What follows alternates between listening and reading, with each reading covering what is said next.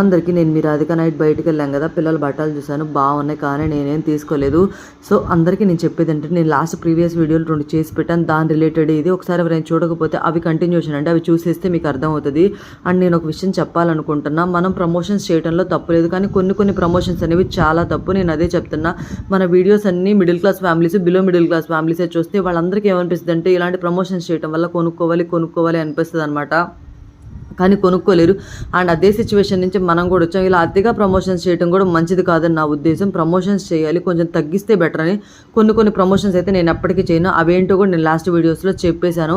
చాలామంది ఏమంటారంటే, మేము కష్టపడ్డాము సక్సెస్ అయ్యామని చెప్తారు. ఎవరైనా 100 మంది ఉన్న యూట్యూబర్ అయినా అదే కష్టపడాలి, 1,00,000 మంది యూట్యూబర్ ఉన్నా అదే కష్టపడాలి. నేను సంవత్సరం నుంచి చేస్తున్నాను, 1300 మెంబర్సే వచ్చారు నాకు కూడా. నేను అదే కష్టం చేస్తున్నానండి. కష్టంలో ఎలాంటి మార్పు అయితే ఉండదు. ఇంకా 1,00,000 మంది సబ్స్క్రైబర్స్ ఉన్న వాళ్ళకైతే తొందరగా రీచ్ వెళ్తుంది. మాలాంటి వాళ్ళకి రీచ్ వెళ్ళటం కూడా చాలా కష్టం.